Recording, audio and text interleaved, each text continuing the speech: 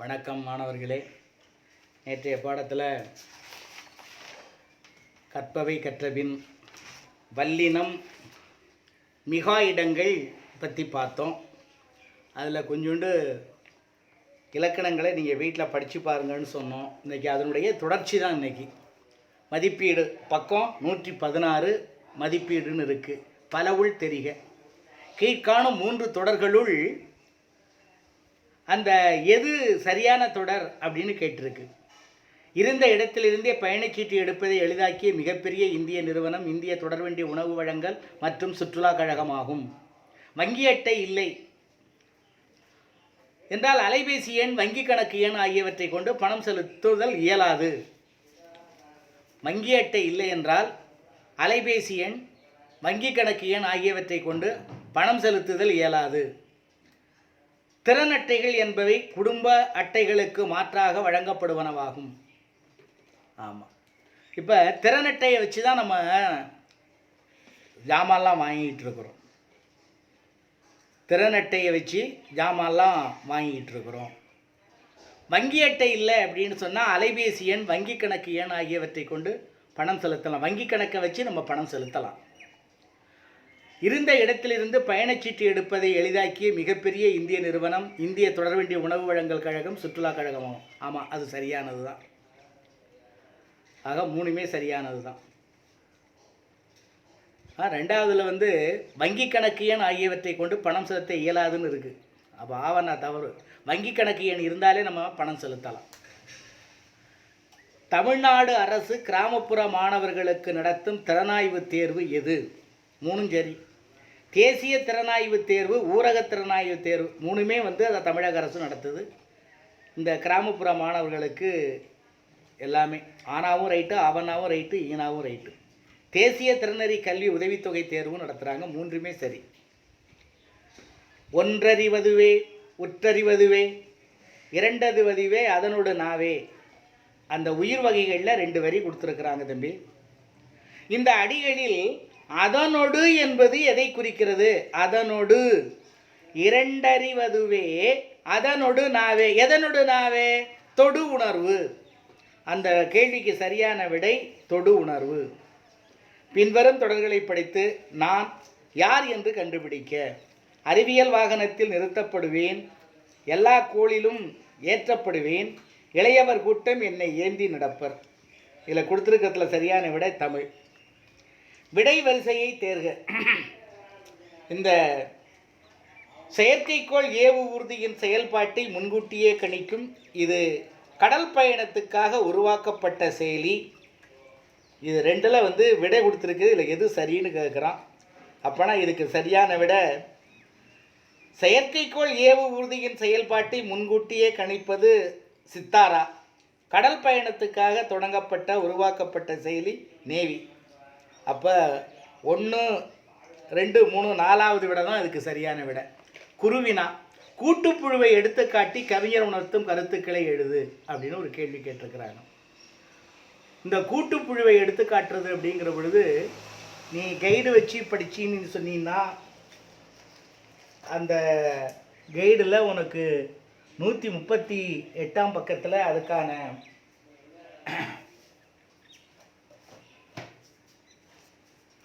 விடைகள் இருக்கும். புத்தகம் அப்படின்னு சொன்னீங்கன்னா 103ஆம் பக்கத்தில் அந்த பாட்டை பாரு. அவருடைய பாட்டிலேயே அந்த விடை இருக்குது. அது நீ ஒன்றும் ரொம்ப சிரமப்பட வேண்டியதில்லை. இதுக்கு நோட்ஸ் எல்லாம் போய் நீ பார்த்துக்கிட்டு இருக்க வேண்டிய தேவையும் இல்லை. இந்த பாரு, இங்கே கேள்வி என்ன கேட்டிருக்கிறாங்க? கூட்டுப்புழுவை எடுத்துக்காட்டி கவிஞர் என்ன சொல்கிறாருன்னு கேட்குறாரு. காட்டும் பொறுமை அடக்கம் என்னும் கட்டுப்பாட்டை கடவாதீர், கூட்டுப்புழுதான் பட்டுப்பூச்சியாய் கோலம் கொள்ளும் மறவாதீர். கூட்டுப்புழு போல எளிய நிலையிலே இருக்கும் இளைஞர்களாகிய நீங்கள் பட்டுப்பூச்சி போல பல வண்ணங்களிலே இந்த உலகத்திலே உலா வர வேண்டும். அதாவது கூட்டுப்புழு அடக்க உடக்கமாக உள்ளேயே உட்காந்துக்கிட்டு இருக்கு.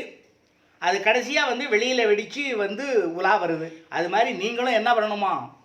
இந்த உலகத்திலே விஞ்ஞானிகளாகவும் பெரிய மேதைகளாகவும் அரசியல் ஞானிகளாகவும் ஆட்சியாளராகவும் நீங்கள் அப்போ உலா வர வேண்டும் அப்படின்னு சொல்கிறார் அந்த பாட்டில். அதுக்கு என்ன வேணும்? பொறுமை வேணும், அடக்கம் வேணும், கட்டுப்பாடு வேணும், பண்பை மறக்கக்கூடாதுன்னு சொல்கிறார். பாரு, பொறுமை அடக்கம் என்னும் கட்டுப்பாட்டை கடவாதீர். அதான் அதுக்கு விட.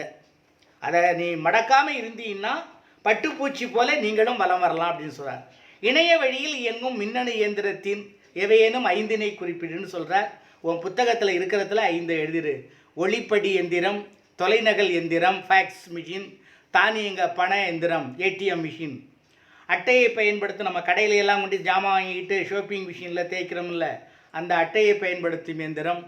இந்த எந்திரங்களெல்லாம் நமக்கு அப்புறம் நம்ம வேலைக்கு போகிற இடத்துல ஆளறி சோதனை எந்திரம் இருக்குல்ல, பயோமெட்ரிக் மிஷின்ஸ், இதெல்லாம் இணைய வழியில் இயங்கக்கூடிய மின்னணு எந்திரங்கள். 3 அறிவதுவே அவற்றோடு மூக்கே, 4 அறிவதுவே அவற்றோடு கண்ணே, 5 அறிவதுவே அவற்றோடு செவியே. இந்த அடிகளில் தொல்காப்பியர் குறிப்பிடும் 3 அறிவு, 4 அறிவு, 5 அறிவு உயிர்கள் யாவை? 3 அறிவு கரையான் எறும்பு, 4 அறிவு வண்டு தும்பி, 5 அறிவு விலங்கினங்கள். 4வது கேள்வி, செயற்கைக்கோள் ஏவு ஊர்திகள் பொருத்தும் செயலியை பற்றி சிவன் கூறுவதை பற்றி என்னன்னு கேட்குறாங்க. சிவன் கூறுறது என்ன கூறுறாரு? அந்த சித்தாதா அவருடைய கருவியை பற்றி என்ன சொல்கிறாரு? நம்ம புத்தகத்தில் அதை படித்தோம் அன்னைக்கு பாடத்தில். 108ஆம் பக்கத்தில் ஆரம்பித்து 109ஆம் பக்கத்தில் சித்தாரா என்ற ஒரு கருவியை அவர் உருவாக்கினார். இது செயற்கைக்கோள் ஏவு ஊர்தி பற்றிய முழு விவரங்களையும் மின்னிலக்க முறையில் சேகரிக்கும். அதை பயன்படுத்தி வாகனத்தின் செயல்பாடு எப்படி இருக்கும் என்பதை முன்கூட்டியே கணிக்கும். இதுதான் சித்தாராவினுடைய பயன். அதைத்தான் அவங்க கேட்குறாங்க. சிறுவினா அடுத்தது, என் சமகால தோழர்களே, கவிதையில் கவிஞர் விடுக்கும் வேண்டுகோள் யாது? புத்தகத்தில் 103ஆம் பக்கத்தில் இருக்குது. நோட்ஸில் உனக்கு கோனாரில் 138 இருக்குது, பார்த்துக்க. அறிவையும் உயிரினங்களையும் தொல்காப்பியர் எவ்வாறு தொடர்புபடுத்துகிறார்? கைடில் படிச்சின்னா கோனாரில் 143, புத்தகத்தில் 106ஆம் பக்கத்தில் அட்டவணையாக இருக்குது, படிச்சுக்க. 3வது கேள்வி, பள்ளி மாணவர்களுக்கான தமிழக அரசின் இணைய வழி சேவைகளை எழுது. கல்வி சேவை புத்தகம் 102ஆம் பக்கத்தில் இருக்குது. புத்தகத்தில் 102ஆம் பக்கத்தில், கோனாரில் 130ஆம் பக்கத்தில் இருக்குது. அந்த 102ஆம் பக்கத்தில் இருக்கக்கூடிய கல்வி சேவையை பற்றி கொஞ்சம் விரிவாக புத்தகத்தில் என்ன இருக்கோ அதை மட்டும் எழுது. கல்வி சேவையை பற்றி வேறு ஒன்றும் எழுதிக்கிறார். 10ஆம் வகுப்பு தேசிய திறனாய்வு, கிராமப்புற பள்ளிகளில் படிக்கும் 9ஆம் வகுப்பு மாணவர்களுக்கு இணைய வழியாக விண்ணப்பிக்கலாம். பள்ளி கல்வி முடிந்து மாணவர்கள் கல்லூரிக்கு போகிறதுக்கு விண்ணப்பிக்கிறதுக்கு நேரடியாக போகிறோம். இப்போ இணைய வழியில் பண்ணிக்கலாம். பள்ளி கட்டணம், கல்லூரி கட்டணம் ஆகியவற்றை இணையம் வழியாகவே இன்றைக்கு செலுத்தலாம். தேர்வு கட்டணங்கள் செலுத்துதல், தேர்வு அடையாளச் சீட்டு தர பதிவிறக்கம் செய்தல் போன்றவையெல்லாம் இணையம் வழியாகத்தான் இன்றைக்கு நடைபெறுகிறது. அரசு பணியாளர் தேர்வாணையம் போன்ற தேர்வு முறைகள் நடத்தும் தேர்வுகளுக்கு இணையம் மூலமே விண்ணப்பிக்கின்றோம். 12வது முடித்தபின் மாணவர்கள் பல்வேறு தொழிற்சாலை நுழைவுத் தேர்வுகளுக்கு இணையத்திலேயே விண்ணப்பிக்கக்கூடிய வசதிகள் இருக்குது. அந்த 102ஆம் பக்கத்தில் புத்தகத்தில் இருக்கக்கூடியதை இன்றைக்கி பார்த்தோம். அதையே இன்றைக்கி மறுபடியும் நீங்கள் எழுதுங்க. மக்களின் வாழ்க்கை தரம் உயர்வதில் செயற்கைக்கோளின் பங்கு புத்தகம் 110ஆம் பக்கத்தில் அருமையாக இருக்குது. எதுக்கெல்லாம் நமக்கு இந்த செயற்கைக்கோள் இருக்குது அப்படின்னு சொல்லியிருக்கிறாங்க. அந்த 110ஆம் பக்கத்தில் உள்ளத்தை எழுதிடுங்க. அதை நோட்ஸில் படிக்கணும் அப்படின்னு சொன்னீங்கன்னாக்க 148ஆம் பக்கத்தில் படிச்சுக்கிடுங்க. வல்லினம் இட்டும் நீக்கியும் எழுதுவது இன்றியமையாவை எடுத்துக்காட்டுகளுடன் விளக்கு 188 இருக்குது. அதான் நம்ம இப்போ கூட நேற்று கூட சொன்னோம்ல, அதைத்தான் கத்திக்கொண்டே வந்தான் சொன்னோமா. அந்த இக்கு இருக்கிறதுனால எப்படி, இக்கு இல்லாததுனால எப்படி, அந்த வல்லினம் மிகுந்தால் பொருள் மாறுபடுகிறது எப்படிங்கிறதுக்கு உனக்கு 2 நான் உதாரணம் சொல்லியிருக்கிறேன். அதையே எழுதுங்க. நெடுவினா, அன்றாட வாழ்வில் நீங்கள் பயன்படுத்தும் 2 இணைய வழி சேவைகளை பற்றி தொகுத்து எழுதுன்னு இருக்குது. அந்த இணைய வழி பாடத்தை படித்து நீங்களாக எழுதலாம். இல்லைனா இப்போ நோட்ஸில் படிக்கணும்னு விரும்புனீங்கன்னா 149. இந்திய விண்வெளித்துறை பற்றிய செய்திகளை விவரிக்க, அது துணைப்பாடத்தினுடைய முழுமையையும் படிச்சுட்டு நீயாக எழுதணும். அப்படி இல்லைன்னா கைடில் படிக்கிறனா 149 கோனாரில் படிச்சுக்க. சரிதானா? அடுத்தது படித்து சுவைக்கன்னு இருக்குது. அதை படித்து பார்த்து அதில் இருக்கக்கூடிய செய்திகள் என்ன அப்படின்னு பாரு. அப்புறம் டிரான்ஸ்லேஷன் கொடுத்துருக்குது. டிரான்ஸ்லேஷன் கோனாரில் இருக்கும், அதை அப்படியே படிச்சுக்க. இதெல்லாம் இப்போ சொல்லி ஒன்றும் கஷ்டமான இது கொடுத்துல்ல. அது ஒரு மியூசிக், அவ்வளவுதான். Fill 1 bottle with water, then fill each other bottle with slight less than the bottle next to its. அதனால் ஒரு இசை வருது அப்படிங்கிறத பற்றி சொல்லியிருக்கு. நோட்ஸை பார்த்து அதை படிச்சுக்க. அடுத்தது, பின்வரும் பகுதியில் இடம்பெற்றுள்ள பிறமொழி சொற்கள் இந்த பிறமொழி சொற்கள் என்னென்ன இருக்குது அப்படிங்கிறத பார்த்தீங்கன்னா, அந்த புத்தகத்தை நல்லா படிச்சுக்க.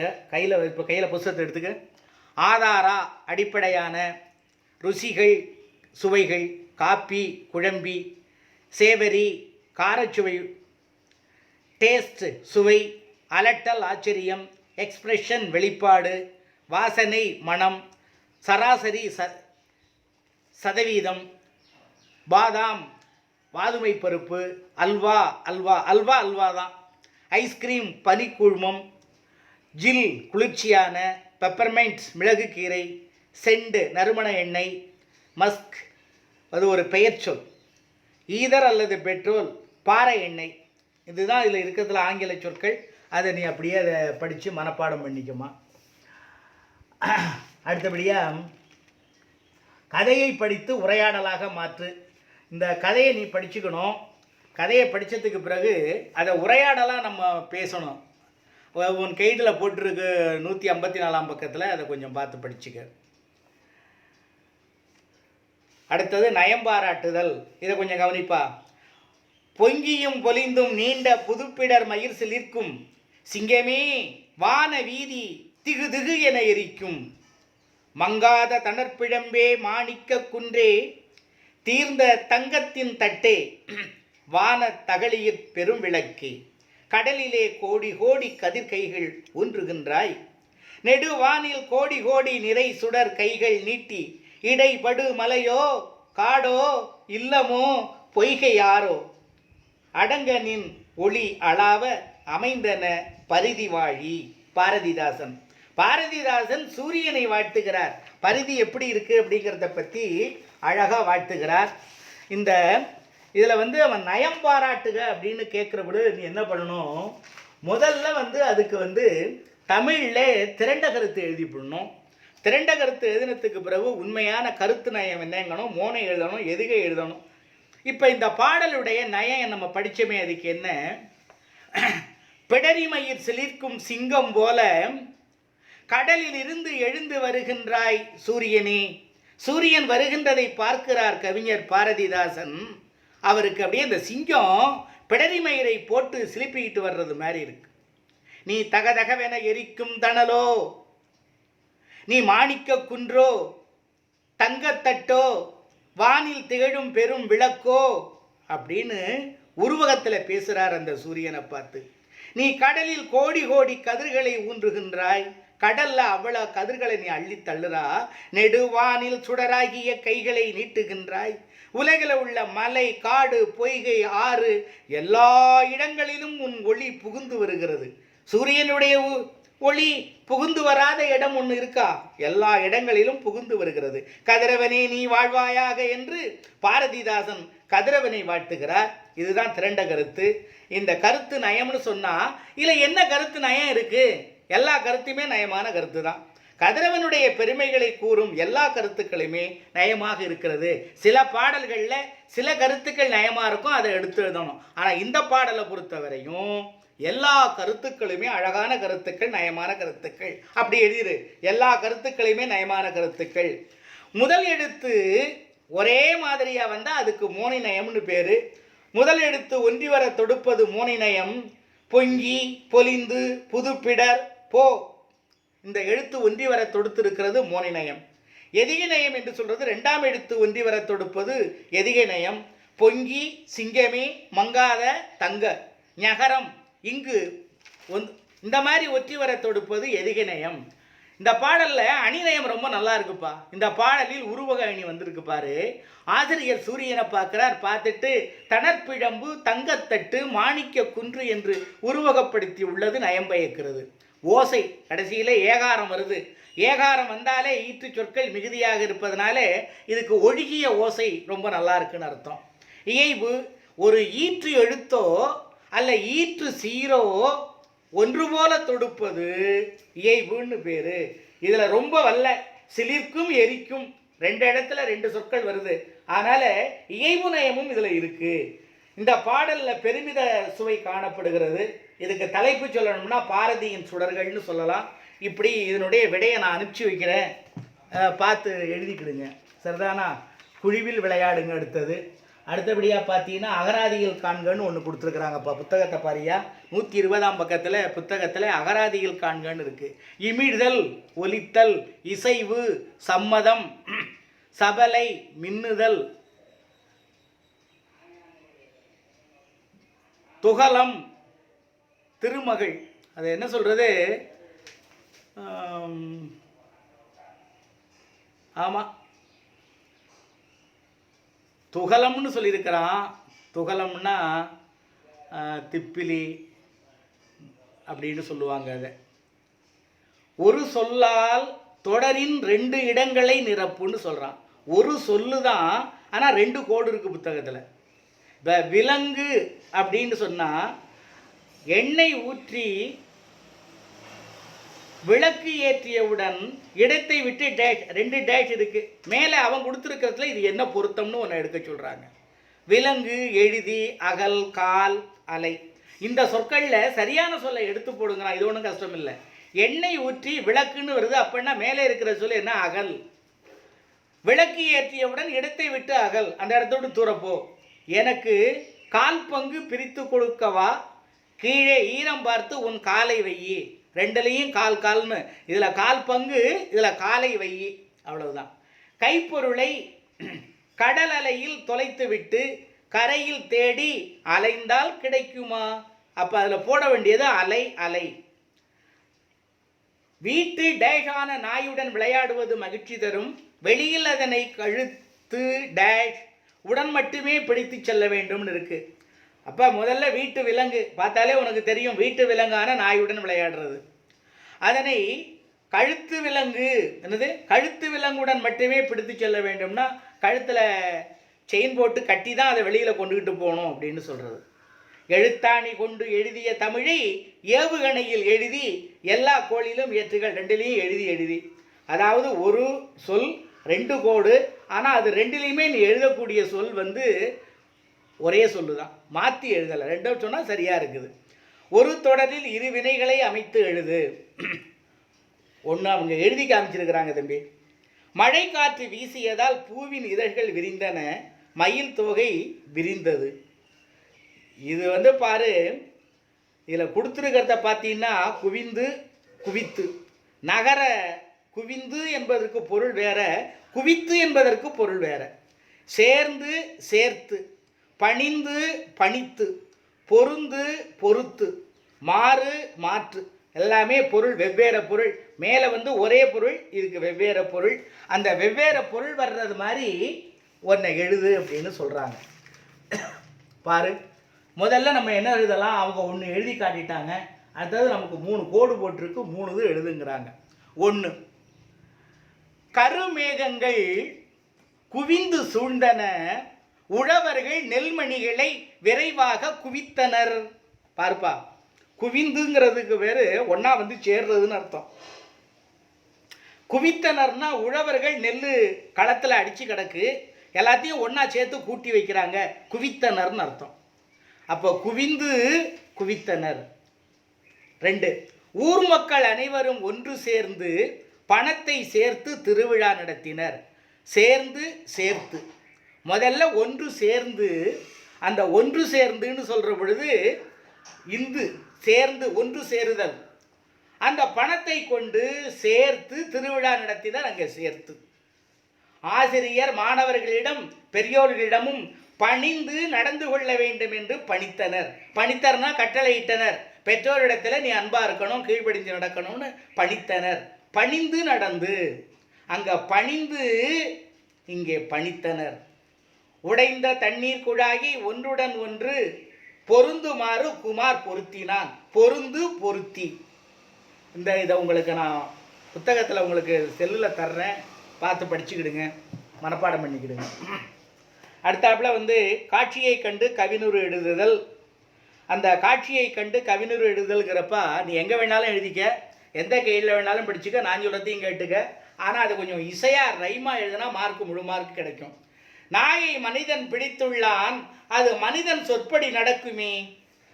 மனிதனை ரோபோ பிடித்துள்ளது, அது மனிதன் கட்டளையை ஏற்குமே.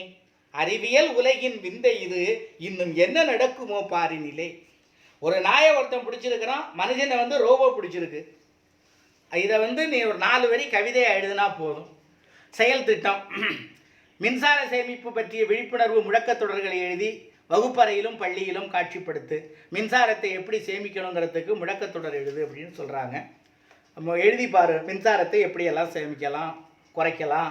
நம்ம வீட்டில் பேசிக்கிட்டு இருக்கிறோம், வெளியில் போகிறது லைட்டாக போயிட்டு போகலாம், ஃபேன் நிப்பாட்டி போகலாம். இந்த மாதிரி மின்சாரத்தை வீட்டில் சேமிக்கிறதுக்கான வழிகள் நிறையா இருக்குது. வேக்கவே இருக்காது, சும்மா ஜில் ஜில்னு இருக்கும். அந்த நேரத்தில் ஃபேனை போட்டு உட்காந்து போத்துக்கிட்டு உட்காந்துருப்பா. இதெல்லாம் மின்சாரத்தை சேமிக்க முடியாது. அப்போ குளிர்ச்சியாக இருக்க நேரத்தில் போத்துக்கிட்டு மின்சாரத்தை ஃபேனை போட வேண்டியதில்லை. அப்போ ஃபேனை போடாமல் இருக்கலாம். இந்த மாதிரி எப்போ வந்து தேவையான நேரத்தில் தேவையான அளவு தான் மின்சாரத்தை நம்ம பயன்படுத்த வேண்டும் என்ற ஒரு பொறுப்புணர்ச்சி நம்ம சின்ன வயசில் நமக்கு வரணும்.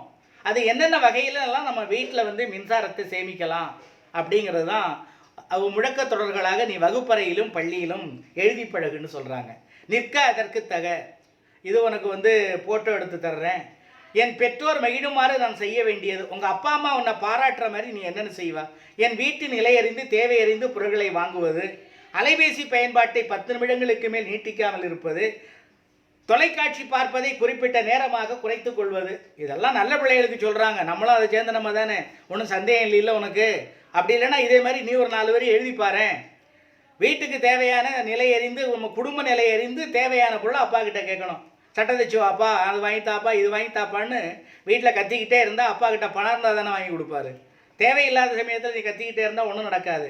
வீட்டின் நிலை அறிந்து பொருளாதார சூழலை அறிந்து நீ அப்பா கிட்ட பொருளை கேளு. அது மாதிரி அலைபேசி பயன்பாட்டை ரொம்ப நேரம் நீட்டிக்கக்கூடாது. தேவை அறிஞ்சு பள்ளிக்கூடத்துக்கு மட்டும்தான் பயன்படுத்தணும், வேறு செய்திகளுக்கு நீ பயன்படுத்தக்கூடாது. அந்த மாதிரி நீ கொஞ்சோண்டு ஏதாவது செய்யன்னு கேட்குறாங்க. நீ ஒரு 4 கோடு விட்டுருக்கு, 4 இது சொல்லுவாப்போம். ஆளுக்கு ஒன்று சொல்லினா சரியாக போயிடும். பெற்றோருக்கு உதவியாக இருப்பது, சிக்கனமாக இருக்க உதவுவது, வீட்டில் மின்சாரத்தையும் தண்ணீரையும் சிக்கனமாக கையாளுவது. தண்ணியை திறந்துவிட்டு குளிக்கிறதுனா 2 திருப்பம், காலைல 3 திருப்பம் இழைய ஜோவு போடுவா. ஏன் ஒரு திருப்பம் ஜோவு போட்டால் பத்தாதா? உன் மேலே இந்த சேரா ஒட்டி இருக்குது. அப்போ தண்ணியை சேமிக்கலாமா இல்லையா? அதைத்தான் சொல்கிறாங்க. நீ எப்படி சேமிக்கலாம் அப்படின்னு உன்னை கேட்குறாங்க. வீட்டில் மின்சாரத்தையும் தண்ணீரையும் சிக்கனமாக சேமிப்பது, மின்விளக்குகள் மின்விசிறிகள் ஆகியவற்றின் பயன்பாட்டை தேவையறிந்து பயன்படுத்துவது, உபயோகிப்பது. உணவுப் பொருட்களை சிக்கனம். உணவுப் பொருளை வீட்டில் நிறையா இலை நிறையா தட்டு நிறையா சோத்தை இட்லியை வாங்கி வச்சுட்டு கையை கழுவ போவேன். தேவையறிஞ்சு உனக்கு தேவைன்னா அம்மா ஒரு இட்லி வைக்கினா வைப்பாங்க, அல்ல கொஞ்சோண்டு சோறு வைக்கினா வைப்பாங்க. நீ பாட்டில் வாங்கி வச்சுட்டு போட்டு பேஞ்சு வச்சுட்டு போய் கையை கழுவா. அப்படியெல்லாம் பண்ணக்கூடாது. சாதத்தை, உணவுப் பொருளை பிசைஞ்சு வீணாக்கி கொண்டு குப்பையில் கொட்டக்கூடாது. அன்னத்தை மரியாதையாக ரொம்ப அதை தெய்வமாக நினச்சி சாப்பிட்ணும்னு சொல்லுவாங்க. அன்னத்தை வந்து நம்ம அசிங்கப்படுத்தினோம்னா நம்ம பிற்காலத்தில் நமக்கு உண்ண சோறு கிடைக்காம போயிடும். அதனால் உணவுப் பொருட்களை எல்லாம் தொட்டியிலையெல்லாம் கொண்டு கொட்டிடவே கூடாது, வீணாக்கவே கூடாது. தேவையானத்தை மட்டும்தான் அம்மா கிட்ட கேட்டு வாங்கிக்கணும். முதல் மதிப்பெண் எடுப்பது, பள்ளி ஆசிரியர்கள் வாங்கினால் உங்கள் பையன் நல்ல பையன்னு கூறுமாறு நடந்து கொள்வது. உங்கள் அப்பாவும் அம்மாவும் உன்னை நல்ல பிள்ளைன்னு சொல்கிறதுல எந்த பயனும் இல்லை. எல்லா பெற்றோரும் தம் பிள்ளையை நல்ல பிள்ளைன்னு தான் சொல்லுவாங்க. அதில் எந்த பயனும் கிடையாது. இருக்கிற சான்றோர்கள், ஊரில் இருக்கிற பெரியோர்கள், ஆசிரியர்கள், உங்கள் பையன் ரொம்ப நல்ல பையன், மார்க் நல்லா வாங்குறான், வகுப்பில் நல்லா நடந்துக்கிறான்னு மற்றவர்கள் வாயினால் சொல்லுமாறு நீ நடந்து கொள்வது, இதுதான்ப்பா ரொம்ப முக்கியம். முதல் மதிப்பெண் எடுத்து காட்டுவது அப்பா அம்மாவுக்கு. நல்ல பிள்ளை உங்கள் பையன் ரொம்ப தங்கமான பையன்னு வாத்தியார் சொல்ல கேட்குறது, இந்த மாதிரி செய்கிறது தான் ரொம்ப முக்கியம். நம்ம பிள்ளைய நம்மளே நல்ல பிள்ளைன்னு சொல்லிக்கிட்டோம்னா அதில் ஒன்றுமே கிடையாது. உங்கள் மகன் நல்ல மகன், சான்றோர் வாய் கேட்கணும். அடுத்தது கீழே கலைச்சொற்கள் இருக்குது, அதை பாரு. ஏவு ஊர்தி, லான்ச் வெஹிக்கிள், ஏவுகணை மிசைல்ஸ், கடல் மயில், நாட்டிக்கல் மயில், காணொலி கூட்டம், வீடியோ கான்ஃபரன்ஸ், பதிவிறக்கம் டவுன்லோடு, பயணியர் பெயர் பதிவு, பேசஞ்சர் நேம் ரெக்கார்டு, மின்னணு கருவிகள், எலக்ட்ரானிக் டிவைசஸ். இதெல்லாம் 2 1 வரும் தேர்வுக்கு. இதெல்லாம் மனப்பாடம் பண்ணிக்க சும்மா இருக்க நேரத்தில். இந்த மாதிரி உனக்கு இந்த பாடம் முடிஞ்சு போச்சு தம்பி. இதில் உள்ள கேள்விகள்லாம் படி, சில ஃபோட்டோக்கள் அனுப்புகிறேன், அதையெல்லாம் வீடியோ எடுத்து வச்சு பார்த்து படித்து எழுதிக்க, நோட்டில் எழுதிக்க, பத்திரமா எழுதிக்க. அதுக்கு மேலே சந்தேகம் இருந்தால் பாடம் நடத்துகிற போது அன்னைக்கு அந்த தேதி இந்த சாயங்காலத்தில் கேளுங்க. காலையில் படிங்க, புரியாததை இன்றைக்கி சாயங்காலம் கேளுங்க. அப்படி கேட்டிங்கன்னா நான் விளக்கம் கொடுப்பேன். கொஞ்சம் இலக்கணம் புரியலைங்கிற மாதிரி தெரியும். கொஞ்சம் ஒரு திருப்பத்துக்கு 2 திருப்பம் படிச்சிங்கன்னா கண்டிப்பாக அது புரியும். அது புரியாமல் இருக்காது. புரிகிற மாதிரி படிங்க, இல்லைன்னா நான் இருக்கிறேன், நீ கவலைப்படாத, நிச்சயமாக நல்ல மதிப்பெண் வாங்கலாம். முதல்ல படித்து பாருங்கள். நன்றி, வணக்கம்ப்பா.